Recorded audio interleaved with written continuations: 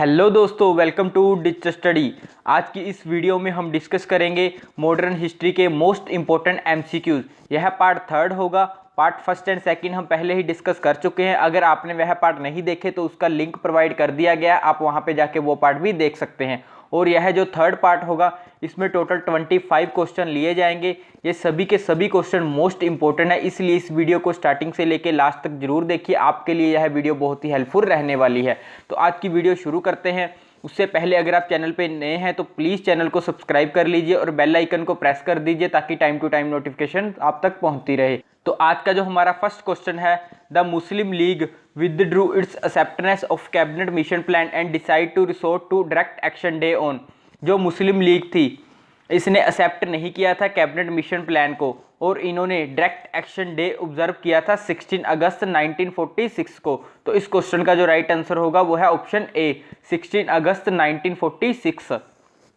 और अगर यहीं पे बात की जाए कैबिनेट मिशन प्लान की तो यह कैबिनेट मिशन प्लान आया था 1946 को, जिसने की कॉन्स्टिट्यूट असेंबली बनाई थी। यह कॉन्स्टिट्यूट असेंबली जो बनी थी इसने ही हमारे इंडिया का कॉन्स्टिट्यूशन बनाया है। Next question, the interim government which took office on September 2 1946 was headed by. जो इंटरिम गवर्नमेंट थी इसके हेड कौन थे? तो इसके हेड थे जवाहरलाल नेहरू। तो इस क्वेश्चन का जो राइट आंसर होगा वो है B option, Jawaharlal Nehru. Next question, the servant of India society was founded in 1905 by.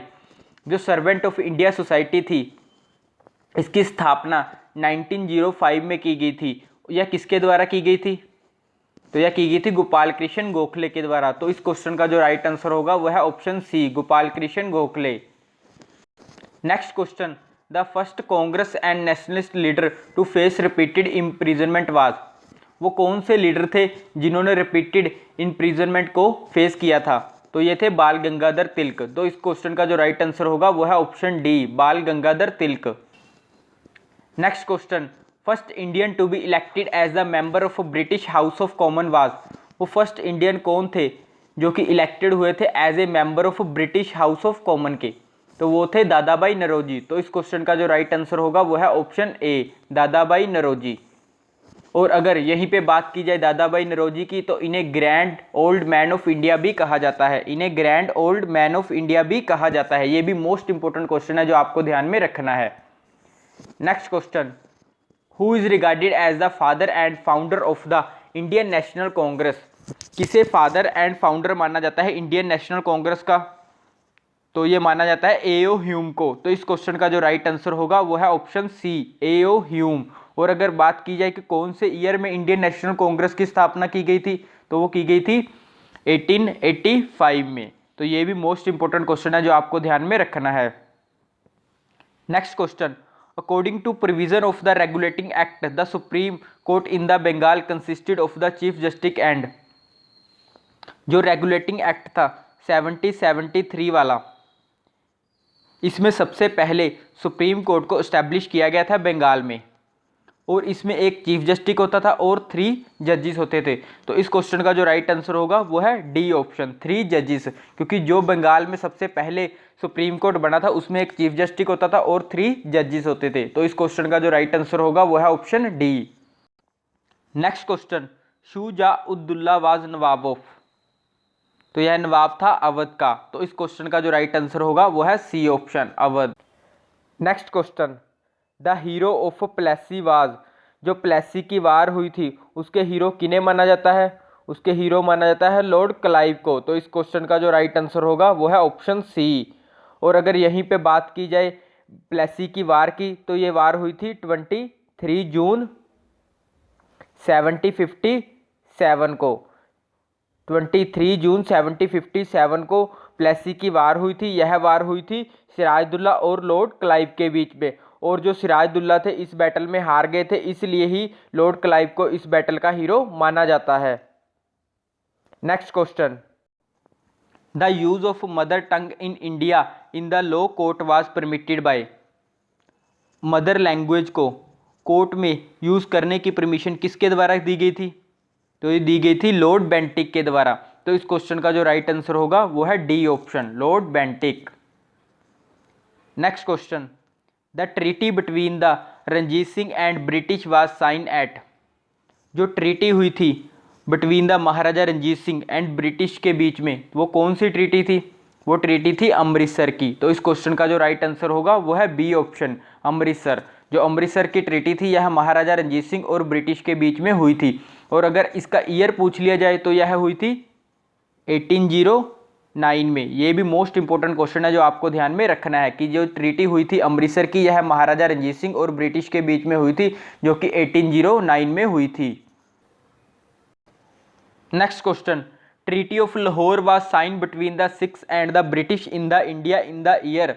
जो लाहौर की ट्रीटी थी यह सिखों और ब्रिटिश के बीच में हुई थी, कौन से ईयर में? यह हुई थी 1846 को, 9 मार्च 1846। तो इस क्वेश्चन का जो राइट आंसर होगा वो है बी ऑप्शन, 1846। और अगर यहीं पे बात की जाए कि जब ट्रीटी हुई थी लाहौर की, उस समय पंजाब के रूलर कौन थे? तो उस समय पंजाब के रूलर थे महाराजा दलीप सिंह। ये भी आपको ध्यान में रखना है कि जो महाराजा दलीप सिंह थे उस समय पंजाब के रूलर थे। और अगर बात की जाए इंडिया की, तो इंडिया के जो गवर्नर जनरल थे वो थे लॉर्ड डलहाउस। ये भी आपको ध्यान में रखना है। Next question, the English establish their first factory in Bengal 1656 at. जो इंग्लिश थे उन्होंने एस्टैब्लिश की थी अपनी फर्स्ट फैक्ट्री बंगाल में 1651 में। वो कहाँ पे की गई थी? वो की गई थी हुगली में। तो इस क्वेश्चन का जो राइट आंसर होगा वो है A option. Next question, in the battle of Buxar the English army was commanded by. जो बैटल हुई थी बक्सर की, इंग्लिश आर्मी को कौन कमांडेड कर रहा था? वो कर रहा था मेजर मुनरो। तो इस क्वेश्चन का जो राइट आंसर होगा वो है A option, major Munro. Next question, Indian civil service act was passed during. Indian civil service act कब पास किया गया था? यह पास किया गया था लॉर्ड कैनिंग के समय। तो इस क्वेश्चन का जो राइट आंसर होगा वो है बी ऑप्शन, लॉर्ड कैनिंग। और अगर यहीं पे बात की जाए कि इंडियन सिविल सर्विस का एक्ट कौन सा था, यह था 1861। ये भी आपको ध्यान में रखना है कि जो इंडियन सिविल सर्विस का एक्ट है वो है 1861 और यह लॉर्ड कैनिंग के समय में पास किया गया था। Next question, first Indian to enter the Indian civil service was. First Indian कौन थे जो एंटर कर गए थे इंडियन सिविल सर्विस में? वो थे सतिंद्रनाथ टैगोर, सतिंद्रनाथ टैगोर। तो इस क्वेश्चन का जो राइट आंसर होगा वो है B option. Next question, the capital of British India was transfer from Calcutta to Delhi in the year.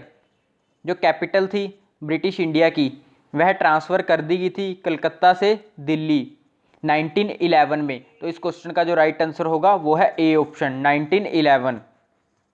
Next question, Indian independence act was passed in. Indian independence act था वो कब पास किया गया था? वो पास किया गया था जुलाई 1947 में। तो इस क्वेश्चन का जो राइट आंसर होगा वो है A option, July 1947। Next question, Maulana Abul Kalam Azad was the author of. जो मौलाना अबुल कलाम आज़ाद थे यह हमारे फॉर्मर प्रेसिडेंट भी रह चुके हैं। इनके द्वारा एक बुक लिखी गई थी, उसका क्या नाम था? उसका नाम था इंडिया विंस फ्रीडम। तो इस क्वेश्चन का जो राइट आंसर होगा वो है A option, India wins freedom. Next question, the author of a nation in the making was. A nation in the making was, इसके ऑथर कौन से? तो इस क्वेश्चन का राइट आंसर है ए ऑप्शन, सुरेंद्रनाथ बैनर्जी। जो सुरेंद्रनाथ बैनर्जी थे यह ऑथर थे अ नेशन इन द मेकिंग। यह भी मोस्ट इंपॉर्टेंट बुक है जो प्रीवियस ईयर एग्जाम में बहुत टाइम पूछी गई है, ये भी आपको ध्यान में रखनी है। Next question, the members of board of control must be paid from. जो ईस्ट इंडिया कंपनी का बोर्ड ऑफ कंट्रोल था उसके जो भी मेंबर्स थे उनको जो भी सैलरी दी जाती थी या अदर एक्सपेंसेस जो भी दिए जाते थे वो इंडियन रेवेन्यू से दिए जाते थे। तो इस क्वेश्चन का जो राइट आंसर होगा वो है B option, Indian revenue. Next question, charter act of 1813 allotted rupees dash annually for Indian learning and spread of scientific knowledge. जो चार्टर एक्ट था 1813 वाला उसमें 1 लाख रुपए इंडियन लर्निंग के लिए और साइंटिफिक नॉलेज के लिए रखा जाता था। तो इस क्वेश्चन का जो राइट आंसर होगा वो है option A, 1 lakh rupees. Next question, companies monopoly of trade was abolish bye the act of. जो कंपनी की मोनोपोली थी ट्रेड करने की वो कौन से एक्ट के अंडर अबॉलिश की गई थी? वो की गई थी 1813 एक्ट के अंदर। तो इस क्वेश्चन का जो राइट आंसर होगा वो है बी ऑप्शन 1813। आपको एक और बात ध्यान में रखनी है कि जो कंपनी की मोनोपोली थी ट्रेड करने की, वो चाइना के साथ इस एक्ट के बाद भी थी, और टी की ट्रेड करने की मोनोपोली भी कंपनी के पास ही थी। ये दोनों मोनोपोली कंपनी के पास इस एक्ट के बाद भी थी, ये भी आपको ध्यान में रखना है। Next question, the last of the charter act concerning India was the act of. Last charter act कौन सा था?